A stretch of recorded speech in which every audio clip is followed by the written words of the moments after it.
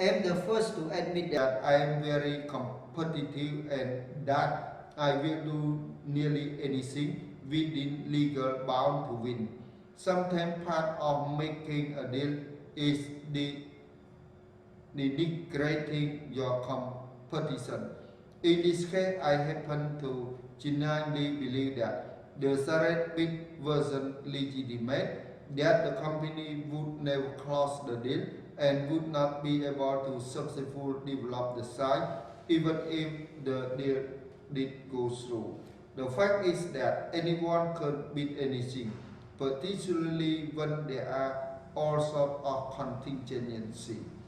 The same thing could be said about my bid, except that by then I put in enough time and effort to help convince Palmary people that I was very serious and very committed.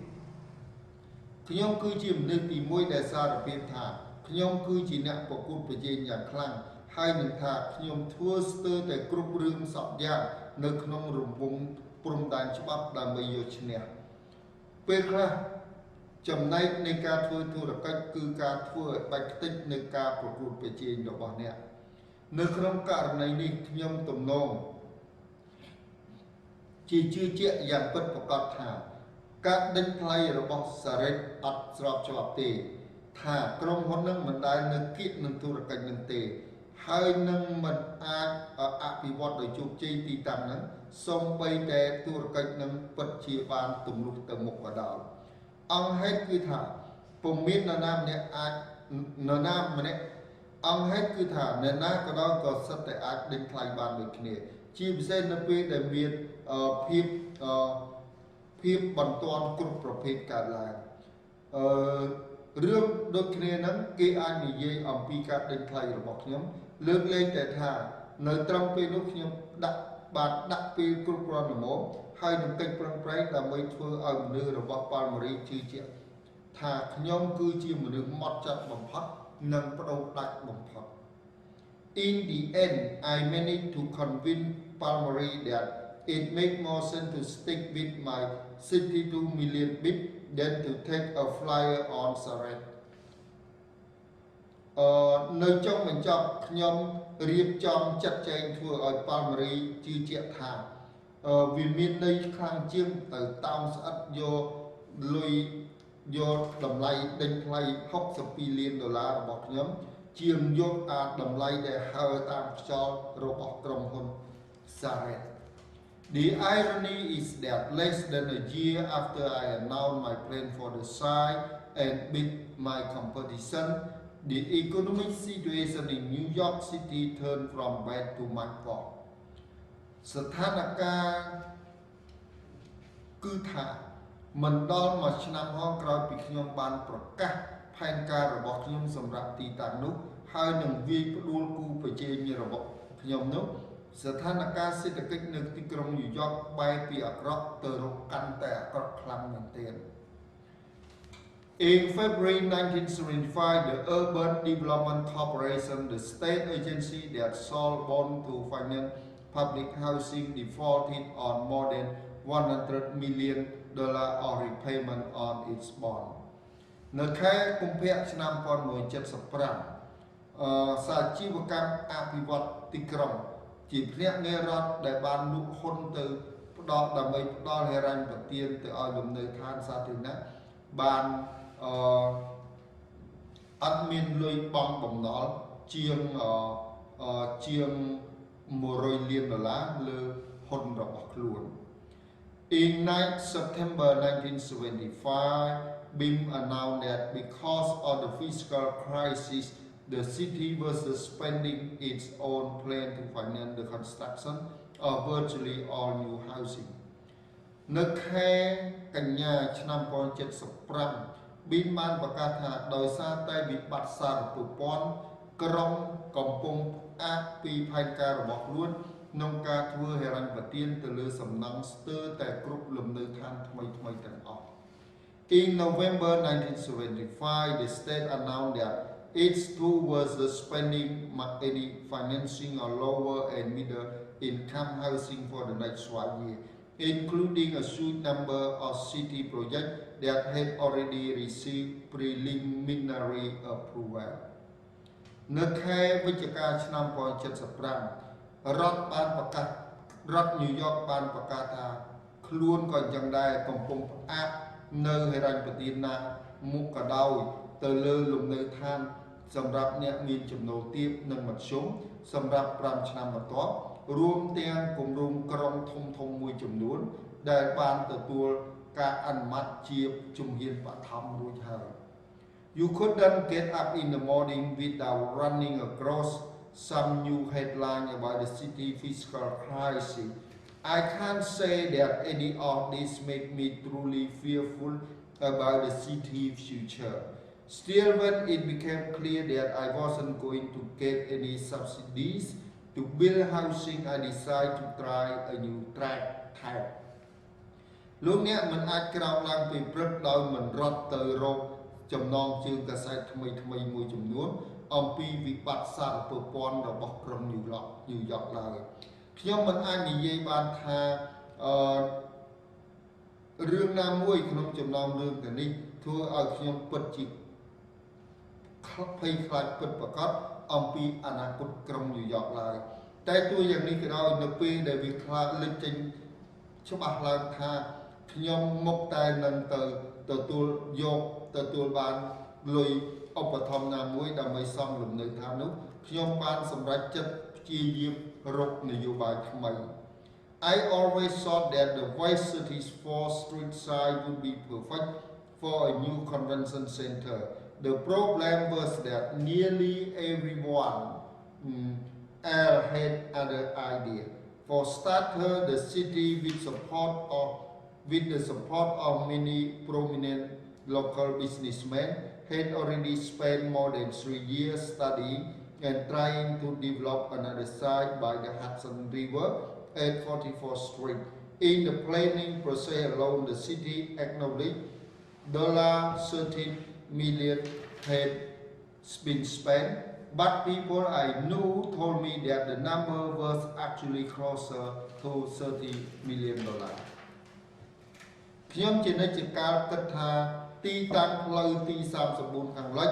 នឹងជាទីតាំងដ៏ល្អឥតខ្ចោះសម្រាប់មជ្ឈមណ្ឌលថ្មី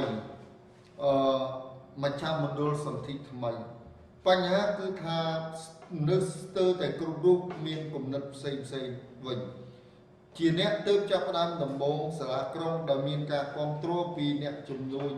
នៅក្នុងតំបន់ឆ្នាំបានចំណាយពេលច្រើនរួចទៅហើយជាង3ឆ្នាំសិក្សានិងព្យាយាមអភិវឌ្ឍទីតាំងមួយទៀត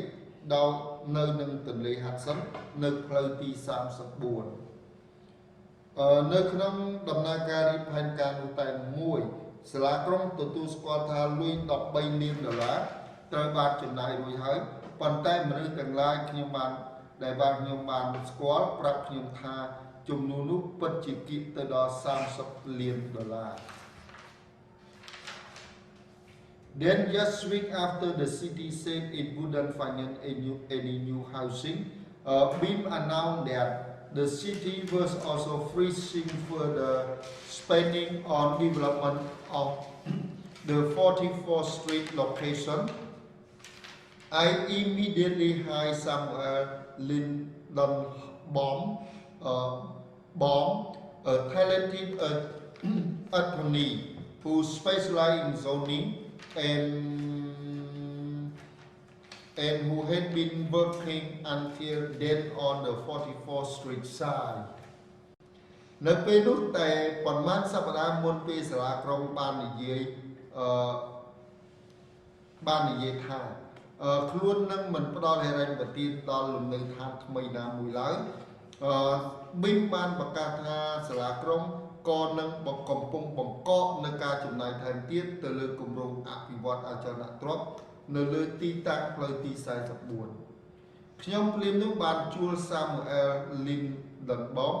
ដែលជាមេធាវីមានទេពកោសល្យដែលមានឯកទេសកម្មនៅក្នុងការធ្វើ zoning តំបន់ហើយដែលកំពុងធ្វើការរហូត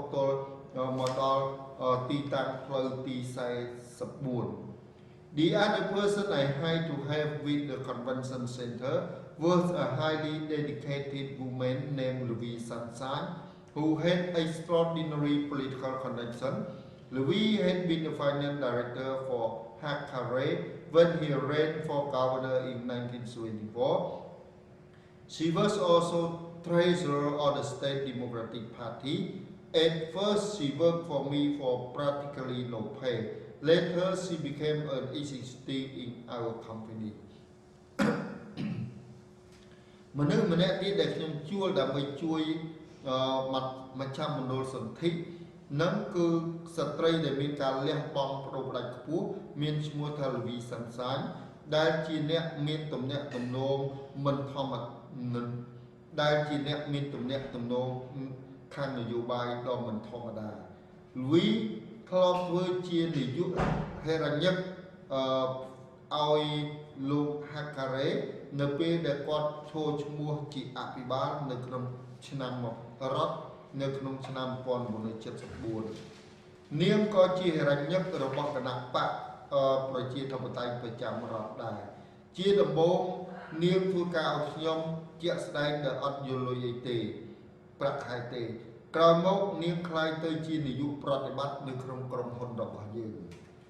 ប៉ុន្តែសូម្បីតែដូច្នោះក៏ដោយ But even as I was assembling a team to promote my side, the city and state were hatching their own alternative to put the convention center in Battery Park City, opposite the World Trade Center in southern Manhattan. In my opinion, both sides, West 44th Street and Battery Park, were terrible choice, making my case worse another matter. I wanted to wage the battle in public, but I was an unknown. If I was going to attract attention for my side and win support for it, I had to raise my profile. ប៉ុន្តែទោះបីជាខ្ញុំកំពុងប្រមូលផ្ដុំក្រុមមួយដើម្បីឡង់សេទីតាំងរបស់ខ្ញុំក៏ដោយសាលាក្រុងហើយនឹងរដ្ឋកំពុងតែប្រកាសនៅផែនការទីតាំងជំរឹះផ្សេងរបស់ខ្លួនទៅវិញគឺដាក់មជ្ឈមណ្ឌលសន្ធិនៅទីក្រុងនៅ Battery Park City ទល់មុខមជ្ឈមណ្ឌល World Trade Center មជ្ឈមណ្ឌលពាណិជ្ជកម្មពិភពលោកនៅ Manhattan ពីខាងត្បូងតាមយោបល់របស់ខ្ញុំទីតាំងទាំងពីរនោះគឺផ្លូវទី44ខាងលិចនិង Battery Park គឺជាជំរឿនដ៏អស្ចារ្យការធ្វើឲ្យករណីរបស់ខ្ញុំការបង្កើតទីតាំងរបស់ខ្ញុំគឺជារឿងសំខាន់មួយទៀតខ្ញុំចង់ធ្វើការប្រយុទ្ធជាសាធារណៈប៉ុន្តែខ្ញុំមិន but I was an unknown ប៉ុន្តែខ្ញុំគឺជាមនុស្សដែលគេមិនស្គាល់បើសិនជាខ្ញុំចេញទៅតាក់ទាញការយកចិត្តទុកដាក់ដល់ទីតាំងខ្ញុំហើយទទួលការគ្រប់គ្រងដល់ទីតាំងនោះខ្ញុំត្រូវតែលើកតម្កើងនៅប្រវត្តិរូបរបស់ខ្លួនឯង I decided to call my first new conference Louis and Howard Rubinstein a major New York public relations executive have attracted support from several powerful people including Manfred Oberstein majority leader of the state senate and Theodore Kill the labor negotiator who was very powerful in New York politics. Kill delivered a classic line at the press conference, placing the new convention center in Battery Park. He said it's like putting a nightclub in a graveyard. For our part, we put up a huge banner that said, Miracle on 34th Street, and I announced before a town reporter that I could build my convention center for $110 million or at least $150 million less than the city has estimated it would cost to build at West 44th Street. ខ្ញុំបានសម្រេចចិត្តកោះធ្វើសន្និសីទសារព័ត៌មានជាលើកទី1របស់ខ្ញុំ Louis ហើយនិង Howard Robinson ដែលជាអ្នកនាយកទំនាក់ទំនងនាយកប្រតិបត្តិទំនាក់ទំនងសាធារណៈក្រុងញូវយ៉កដ៏សំខាន់ បានជួយតាក់ទាញការគ្រប់គ្រងពីមនុស្សដ៏មានអំណាចមួយចំនួនរួមទាំង Manfred Orenstein ដែលជាមេដឹកនាំភាគច្រើននៅក្នុងរដ្ឋព្រឹទ្ធសភាប្រចាំរដ្ឋហើយនឹង Theodore Kiel ដែលជាអ្នកចរចារបស់គណៈបកពលករដែលជាមនុស្សដ៏មានអំណាចបំផុតនៅក្នុងនយោបាយក្រុងញូវយ៉ក Kiel ជឿជាក់Kiel បានថ្លែងនៅឃ្លាជាដន្តីមួយនៅឯសន្និសីទសារព័ត៌មានថាការដាក់មជ្ឈមណ្ឌលសន្តិថ្មីនៅបាត់រីផាកគឺប្រៀបដូចជាការដាក់រូងកសាលទៅក្នុងធ្នូខ្មោចអញ្ចឹងទីលានដីដែលមានធ្នូខ្មោចអញ្ចឹងចំពោះចំណែកយើងបានដាក់ទង់ដ៏ធំមួយដែលបាននិយាយថា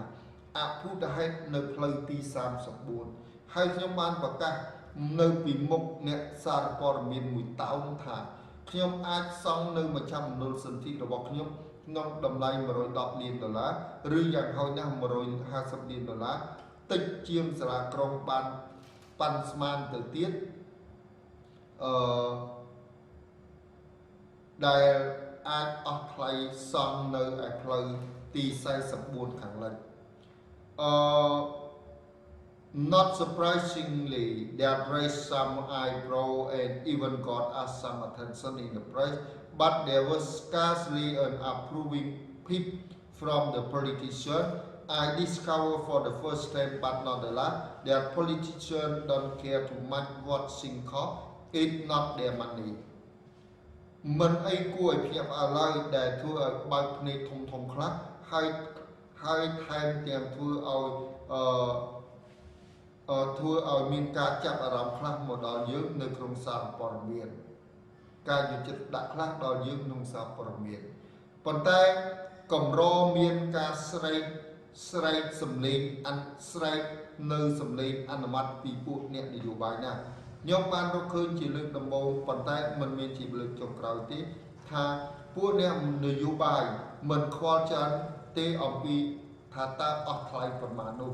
វាមិនមានជាលុយរបស់ពួកគេទេ In promoting my side, the first thing I pointed out wherever I went was how important it was to build a convention center. A lot of people were saying that the best solution in light of the city fiscal crisis was to scrap the idea altogether. នៅក្នុងការជំរុញទីតាំងរបស់ខ្ញុំ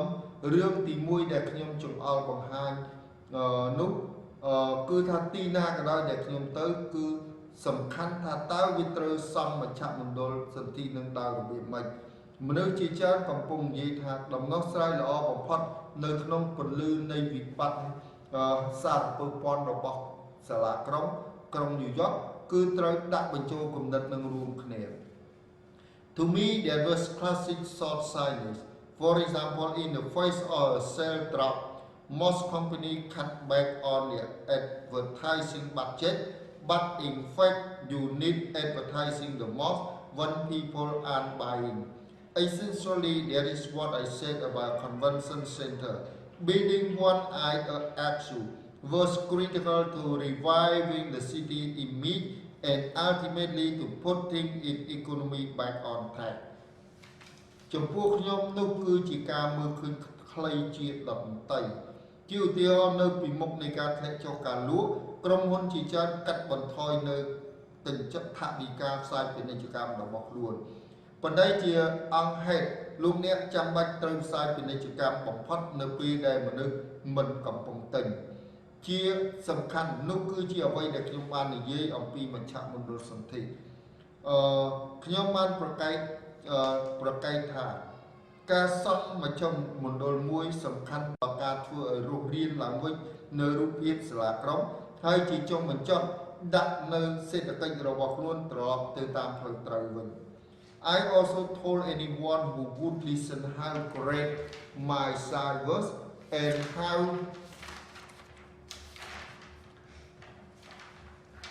how horrible the alternative were. I pointed out that at 44th Street, the convention center would have to be built on platform over the water, which would be more costly, more problematic,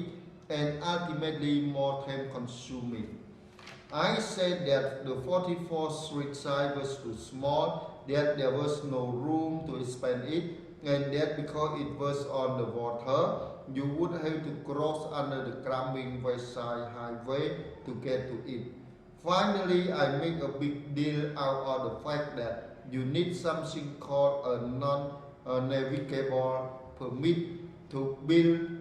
on the 44th Street side. A non-navigable permit, which I became an expert about very quickly, is the federal approval required to build on certain waterway, and getting it requires an act of Congress. ខ្ញុំក៏បានប្រាប់អ្នកណាក៏ដោយដែលខ្ញុំដែលស្ដាប់ខ្ញុំថាតើទីតាំងរបស់ខ្ញុំអស្ចារ្យបែបម៉េចនោះហើយថាតើជំរឹះផ្សេងវាអាក្រក់គួរឲ្យខ្លាចបែបម៉េចនោះខ្ញុំបានចង្អុលបង្ហាញថានៅផ្លូវទី44 44មជ្ឈមណ្ឌលសន្ធិនឹងត្រូវសំនៅលើវេទិកាលើទឹកដែលនឹងអស់ថ្លៃច្រើនជាងមានបញ្ហាច្រើនជាងហើយជាចុងបញ្ចប់ប្រើពេលច្រើនជាងខ្ញុំបាននិយាយថាទីតាំងផ្លូវទី44ទូចពេកដែលថាពុំមានspace ណាសម្រាប់ពង្រីកបន្ថែមនិងថាពីព្រោះវានៅលើទឹកលោកអ្នកមុខតែទៅឆ្លងនៅក្រោមផ្លូវជាតិផ្លូវធំនៅត្រើយខាងលិចដែលនាំឲ្យមានបញ្ហាដើម្បីទៅដល់វាជាចុងបញ្ចប់ខ្ញុំបានធ្វើธุរកិច្ចធំចេញពីអង្គហេតុដែលថាលោកអ្នកចាំបាច់អ្វីមួយដែលហៅថាលោកអ្នកត្រូវការនៅចាំបាច់នៅអ្វីមួយដែលហៅថាច្រកចូលដែលមិនអាចធ្វើនេះវាចោលបានចេញចូលបានដើម្បីសំនៅលើទីតាំងផ្លូវទី44ច្រកចូលដែលពុំអាចធ្វើនេះវាចោលតាំងបានដែលខ្ញុំបានប្រែខ្លាយទៅជាអ្នកជំនាញពីរឿងនឹងយ៉ាងលឿនគឺជាការអនុម័តរបស់សហព័ន្ធដើម្បីគ្រប់គ្រងដែលតម្រូវឲ្យមានដើម្បីសង់នៅផ្លូវទឹកមួយចំនួនហើយទទួលបាននៅការតម្រូវឲ្យមានតម្រូវការអនុម័តពីសភា I was just as rough on the battery park side, which was an even more ridiculous location at the absolute southern tip of the city. I pointed out that how remote it was from Midtown, how far from hotel and entertainment, and how inconvenient to public transportation. I also circulated a state study which concluded that building a convention center at Battery Park would require major reconstruction of the West Side Highway leading to it, as well as the addition of at least 2,000 new hotel rooms. ខ្ញុំទៅតែព្រៀងនៅទៅតែមុខដកទៅតែចេញមកពីទីតាំងបាត់រីផាក់ដែលគឺជាទីតាំងដ៏គួរឲ្យចង់សោករឹតគួរឲ្យចង់សើចទៅទៀតនៅលើចុងខាងត្បូងដាច់នៃទីក្រុងខ្ញុំចង់អល់បង្ហាញថាតើទីតាំងនឹងវាស្ថិតនៅឆ្ងាយដាច់ស្រយាលប៉ុណ្ណាពីកណ្ដាលក្រុងថាតើអូតែលនិងកន្លែងទីកំសាន្តឆ្ងាយប៉ុណ្ណាពីអូតែលនិងទីកំសាន្តនឹងមិនស្រួលយ៉ាងម៉េចដល់គមនាគមន៍សាធារណៈខ្ញុំក៏បានផ្សព្វផ្សាយនៅការសិក្សារបស់រដ្ឋមួយដែលសន្និដ្ឋានថាការសង់មជ្ឈមណ្ឌលសន្ធិនៅឯបាត់រីផាក់នឹងតម្រូវឲ្យមានការធ្វើសំណង់សំខាន់ឡើងវិញទៅលើផ្លូវជាតិត្រើយខាងលិចដែលនាំទៅរកទីតាំងនោះក៏ដូចជាការបន្ថែមយ៉ាងហោចណាស់បន្ទប់អូតែលថ្មី 2000 បន្ទប់ដែរ Most of all, I talk about what a wonderful location I had on West 34th Street. It was on the right side of the highway, the eastern side, which means it was easily accessible. It was closer to subway and buses than the alternative side. I continue to make the case that the center would build more cheaply on my side, without dispossessing any tenant. Also, because my site was so big,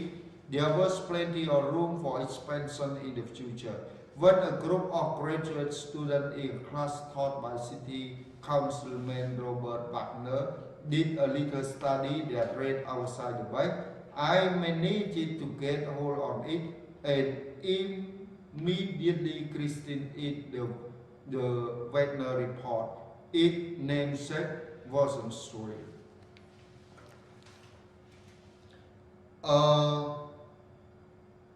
សំខាន់បំផុតនោះខ្ញុំបាននិយាយអំពីដែលខ្ញុំបាននិយាយអំពីអ្វីដែលជាទីតាំងដ៏អស្ចារ្យនោះដែលខ្ញុំមាននៅលើផ្លូវទី34ខាងលិចវាស្ថិតនៅលើផ្នែកដែលត្រូវផ្នែកខាងស្ដាំនៃផ្លូវជាតិដែលជាផ្នែកភាគខាងកើតដែលមានន័យថាវាអាចងាយចេញចូលស្រួលវាស្ថិតនៅគៀកផ្លូវរទេះភ្លើងក្រោមដីនិងឡានក្រុងជាងជំរឿនផ្សេងវិញខ្ញុំបានបន្តធ្វើករណីនេះថាមជ្ឈមណ្ឌលនោះនឹងត្រូវសង់អស់ថ្លៃតិចជាងថោកជាងនៅលើទីតាំងរបស់ខ្ញុំដោយពុំមានដកហូតយកពីអ្នកជួលណាមួយឡើយក៏ដូចគ្នាអញ្ចឹងដែរពីព្រោះតែទីតាំងរបស់ខ្ញុំធំពេកមាន space យ៉ាងច្រើនសម្រាប់ការពង្រីកនៅអនាគត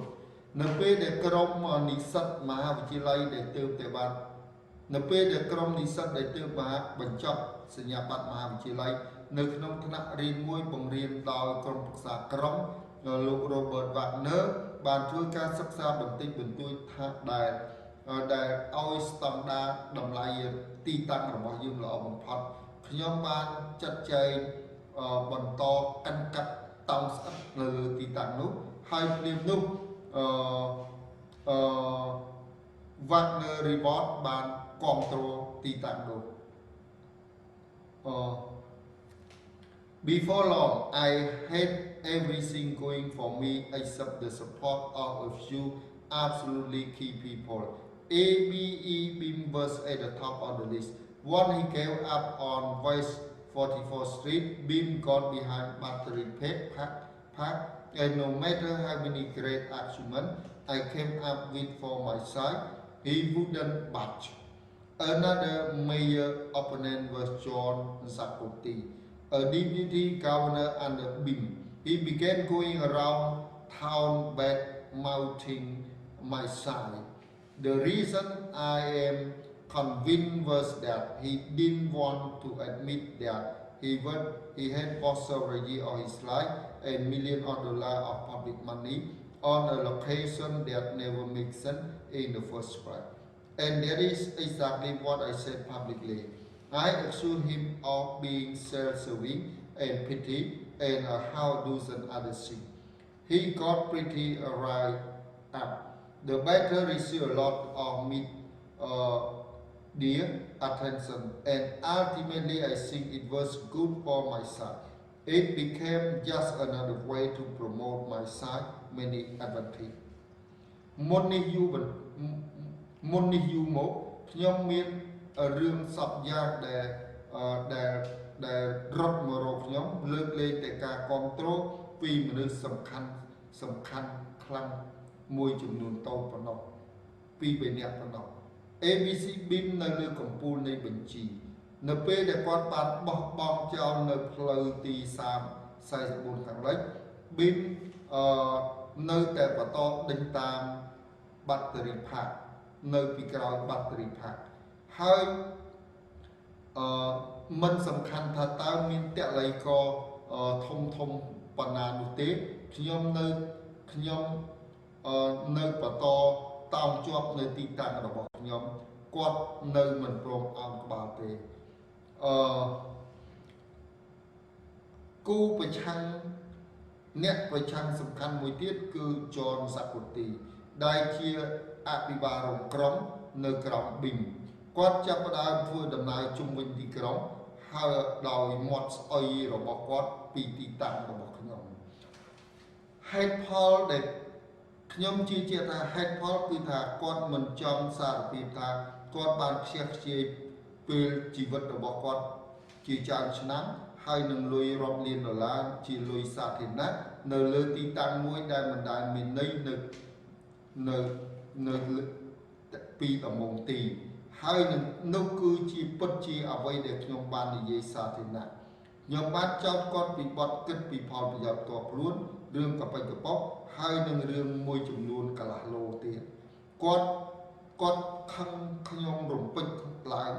សង្គ្រាមប្រយុទ្ធគ្នាបានទទួលនៅការយកចិត្តទុកដាក់ពី